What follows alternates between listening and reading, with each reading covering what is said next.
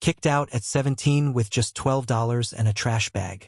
Now my family wants to live in my $750,000 home after years of silence and lies.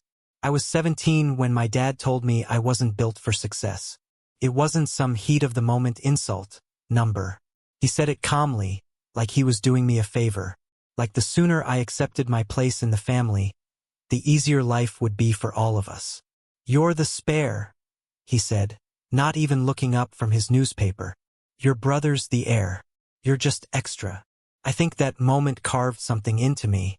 Growing up, I always felt like the background character in someone else's story. My older brother, Nathan, was the golden child, the star athlete, honor roll student, family favorite. He had a bedroom that faced the lake, a brand new car the day he turned 16, and a dad who called him champ even when he messed up. Me? I was the one who got hand-me-downs, suspicious glances, and lectures for existing too loudly. At first, I thought I was the problem. I tried harder, got a job at 15, kept my grades solid, even started tutoring Nathan in math when he began slipping. But nothing changed. My mom called me lazy when I slept in on Sundays, even after closing late at the diner. My dad said I had no ambition when I mentioned wanting to go into culinary school instead of college. And Nathan? He just smirked whenever they tore into me like he was silently enjoying every dig. Things escalated the summer before my senior year. Nathan wrecked his car after a party. Completely totaled it while driving drunk. I was the one who found him crying in the garage, bleeding from his forehead, begging me not to tell mom and dad. I didn't. I took the blame. I told them I'd borrowed the car without asking, that I'd panicked and ran. I thought maybe this would earn me some respect. Maybe they'd see I was capable of loyalty, of protecting the family. Instead, they kicked me out. My dad didn't even yell. He just pointed to the door and said, "Pack your things. You've embarrassed this family enough." That night, I slept in a bus shelter 2 blocks away. The next morning, I walked back to grab my school backpack from the porch, only to find a trash bag with my clothes inside and a note that read, "You're on your own now. Learn something from this." No one checked on me. Not once. My mom told people at church that I'd chosen the streets because I was rebellious. Nathan went on vacation to Florida 2 weeks later, posting beach selfies like nothing had happened. I kept myself alive, working double shifts at a convenience store, sleeping in the stockroom on cardboard when the manager wasn't looking. But you know what the worst part was? The silence. No birthdays. No Christmas cards. No, "How are you?" It was like I never existed for 3 years. It was only after I got my associate degree in business through community college, after I'd moved 3 towns away and built a tiny freelance marketing business from a library Wi-Fi connection, that I finally felt like maybe, just maybe, I was free of them. Until last month. I got a text from my mom, just one line. "Is that your face on the billboard off Route 9? Yes, it was. The local Chamber of Commerce had put me up as a young entrepreneur spotlight after I helped several local shops triple their online sales during COVID. It wasn't a huge deal in the big picture, but to me it was everything. Proof that I wasn't a spare, that I was more than a shadow. 2 hours later, my dad called. I didn't answer. Then came the voicemails from Nathan, from relatives I hadn't spoken to in years. All of them. Suddenly warm, suddenly supportive, suddenly curious about how I was doing. I didn't reply, not yet, because I knew. I just knew. They hadn't changed. They were only reaching out because they saw I had something they wanted. And sure enough, the next day, my mom called again. This time, she left a message. "We're going through a rough patch. Nathan and his wife might lose their place. We were wondering if you still had that spare room you used to mention." I laughed out loud because that spare room? It didn't exist. I bought the whole house and I bought it in cash. I didn't respond to my mom's voicemail. Not that day. Not the next. Not even when my Aunt Janice messaged me on Facebook saying, "You know, it would really mean a lot to the family if you stepped up right now." Stepped up. I nearly choked on my coffee. Where were they when I was sleeping under a bus shelter, Aunt Jan? It's funny how people love to use the word family like it's a get-out-of-jail-free card. Like blood somehow erases everything they did or didn't do. I didn't block them. I didn't rage post. I just stayed silent. But silence apparently wasn't enough. The following week, I came home from a client meeting and saw a familiar car parked across the street from my house. A silver Honda Civic, the same one my parents used to drive. I stared at it for a good 5 minutes before I even turned into the driveway. There was no mistaking it, and sure enough, sitting on the porch with a Tupperware container of what I assumed was guilt-laced banana bread, was my mother. She stood up when I got out of the car. "Oh my God, you look so good," she said, arms already reaching. I didn't hug her. I just looked at her like a stranger, because that's what she was. "Mom," I said quietly, "why are you here?" She had the nerve to smile like this was just some casual drop-in. "I wanted to see you. It's been so long. I thought maybe we could talk, catch up." I leaned against the door frame and didn't move. "Is Nathan okay?" I asked. Her face flickered, and there it was. The reason, the real reason. Not love, no regret, not even a half-hearted apology. "He and Alyssa lost their apartment," she said. "They fell behind on rent. The baby's on the way, and they just need a place for a little while, just until they get back on their feet. Your father thought maybe we could all stay here just for a few months." I almost laughed. "You kicked me out with a trash bag and a note," I said slowly. "I begged you to listen to me, and you told me to learn something from it. And now you want me to give up my peace, my home, for the son you threw me away for." She blinked like I'd slapped her. "It was complicated back then. We were just doing what we thought was right." "No," I cut in. "You were doing what was easiest. You believed whatever Nathan said because it made your life simpler. It didn't matter if it ruined mine." There was silence. For the first time, I saw something close to shame in her eyes. Then defensiveness. "Well, we didn't know how things would turn out. You've clearly done well for yourself, so maybe it wasn't such a bad thing after all." That's right there. They abandoned me and now they wanted credit for it. "You're not coming inside," I said firmly. "And you can tell Dad and Nathan and everyone else that this house doesn't have a spare room." She opened her mouth, probably to beg or guilt-trip me, but I was already turning the doorknob. That's when she said it. "You're being selfish." I paused. I turned back around, looked her in the eye, and smiled. "No, Mom. I'm just done being useful to people who only remember I exist when they need something." Then I closed the door. She didn't knock again. That night, I lay awake thinking about everything. The weight of what happened. The fact that they were bold enough to show up here, to ask for help, to act like we were still family after what they did. For a moment, I felt guilt creeping in, that old familiar ache of what if I'm the bad one now. But I remembered the look on my mom's face that day at the principal's office when Nathan lied about me hitting him. I remembered how she cried for him, how she never once looked at me with belief or love or even curiosity. Just disappointment. I remembered being dragged from my school, shoved out of my own home. I remembered the silence. I owed them nothing. Still, I wasn't done yet because part of me wanted not revenge. Exactly. But accountability. So I drafted a message, not to them, to my extended family. The cousins, aunts, uncles, people who had heard their version of events for years. People who thought I was troubled, rebellious, angry. I told them everything. I told them about the car crash, the fake confession, the trash bag on the porch, the years of silence, the Tupperware visit.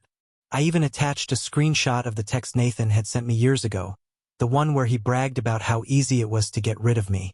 I hit send, and for once I didn't feel afraid. The message took about an hour to ripple through the family group chat. I had muted it years ago, but suddenly my phone wouldn't stop buzzing. "Aunt Marie, is this real? I never knew this happened to you. Uncle Leo, your parents said you ran away, that you were doing drugs. Cousin Denise, I always wondered why you disappeared. I'm so sorry. That text from Nathan is disgusting." Message after message poured in. Sympathy, shock, guilt. A few were awkward and unsure, the kind of apologetic attempts that felt more about their discomfort than my pain. But I didn't mind. I hadn't written it for pity. I'd written it for the truth. Then came the last name I expected to show up in my inbox. Alyssa, Nathan's wife. "I'm so sorry. I had no idea. He told me you were unstable and violent.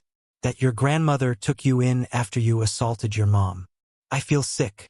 I stared at her message for a while, unsure of how to respond. She messaged again. I left him last night. My breath caught. Apparently, she had read the email out loud to Nathan. He laughed at first, then got defensive, then angry.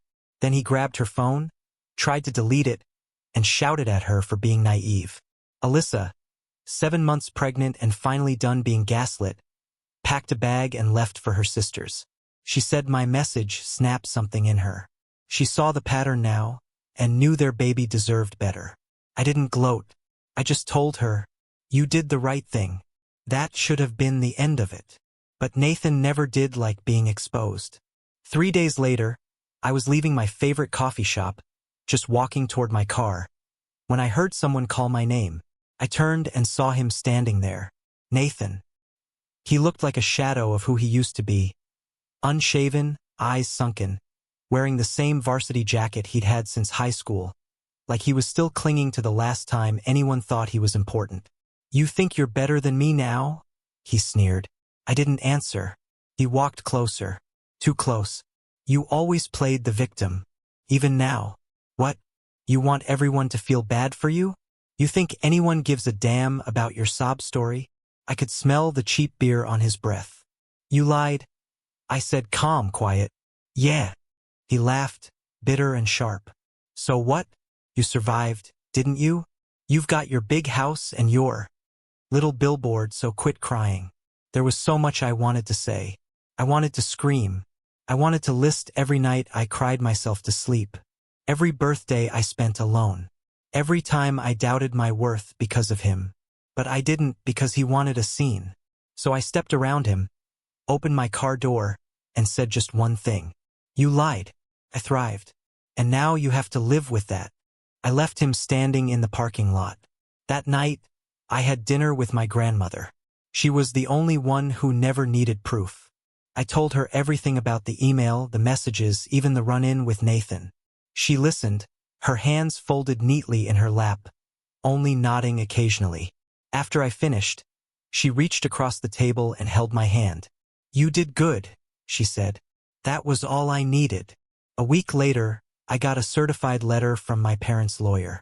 Apparently, they were considering defamation proceedings over my email to the family. I laughed loudly.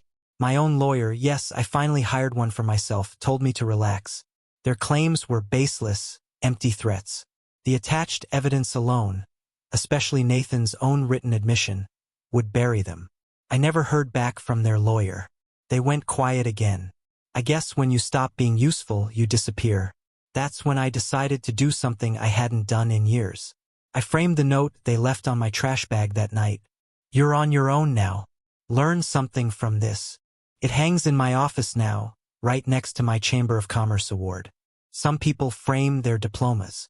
I framed a warning and turned it into a promise. Spare. That's what he called me. Just a spare. A ghost in the family photo. A seat left empty at dinners. A name barely said aloud unless it followed the phrase, "What's wrong with her?" But do you want to know the cruelest part of being a spare? Spare parts get recycled. And that's exactly what they tried to do. Recycle me. It began again with a knock. Not a voicemail. Not a message. Not another car on the street. A knock on my door just after dusk. I almost didn't answer it, but something in me needed to. When I opened it, I didn't see my father. I saw a man shrinking inside his own body. Gone was the gruff voice. Gone is the superiority. He stood there in a threadbare sweater, holding an envelope. Not a letter, a stack of papers. I'm signing over the house to you, he said, not even looking at me. Your grandmother said you'd earned it more than any of us ever did. My grandmother. That was the moment I knew something was wrong. She's sick, he added, finally meeting my eyes. No preamble, no manipulation, just a fact. Cancer stage 4. We sat in silence on my porch. The same porch where my mother once begged for a spare room. She didn't want to tell you, he muttered. Said it would distract you from your work. Said she was proud. Proud. That word hit harder than anything else he could have said. I stared out at the garden she helped me build last spring. lavender, rosemary, and marigolds. She called it her living prayer. I could still see the faded gloves hanging over the fence where she forgot them last week. I swallowed my anger because this wasn't about them anymore. This was about her. She passed 3 weeks later at home. My home. The one they once said I didn't deserve. I held her hand as her breaths grew shallower. She wasn't afraid. She just said, "Promise me you'll plant something new every spring. That's how you start over." And then she left me, but not before giving me the final gift. A truth I never expected. I found it in a small wooden box under her bed, sealed with a letter. Her handwriting, slanted, neat, unmistakable. To the granddaughter they never saw. Inside was a stack of old journal entries, yellowing paper, notes dated from when I was 9, 11, 14. Ages I had long tried to forget. She had written everything. My birthdays were ignored. The bruises, the lies, the way Nathan staged every accusation. The way my mother called me a mistake when she thought no one was listening. Proof. She had documented it all. And at the bottom of the box, a deed transfer for her house, already notarized, already signed. She had made me the sole heir. I didn't cry, not because I wasn't devastated, but because her final act wasn't about sadness. It was justice. She had rewritten our legacy. The funeral was small. I kept it that way on purpose. No open invitation, no family circus, just a list of names I knew would stand still during silence and not try to rewrite history. But of course they came anyway. Nathan, my mother, dressed in black like it could mask anything, standing by the edge of the crowd, waiting for a moment to insert themselves. After the final prayer, my mother approached. She didn't cry. She just looked around at the garden, the house, the community of friends and colleagues gathered around me. People who chose me. Then she asked, "Is it true? Did she leave it all to you?" I looked her in the eye and said the one thing she always denied me. Yes. That night, they left a letter on my doorstep. Typed formal, sterile, a request for temporary accommodation for healing and transition. It said they wanted to live in the house, her house, the same house they'd abandoned her in when she took me in. I sat there for a long time and then I wrote them back. "Dear Mr. and Mrs. Turner, thank you for your interest in staying at the residence located at 49 Maplewood Lane. At this time, all rooms are currently occupied by peace, silence, dignity, and the long overdue scent of lavender. As such, we are unable to accommodate guests who abandoned these values in the past. May you find shelter in the structures you built with your choices. Kindly despair no more." It went viral because I posted it, and for once I told my own story. No edits, no shame, no revenge, just the unfiltered truth. People shared it, stitched it, messaged me. Not for drama, but for relief. Because I wasn't alone. There are so many of us, so many spares. Who was actually the whole damn engine? Today, I walked through my grandmother's garden and planted something new. Just as I promised. A single white rose bush named Rebirth. And this time, the story doesn't end with exile or anger. It ends with roots because I am not a spare. I am the seed that survived. Thanks for watching and being part of the drama. Don't forget to subscribe and hit the bell so you never miss a wild new story.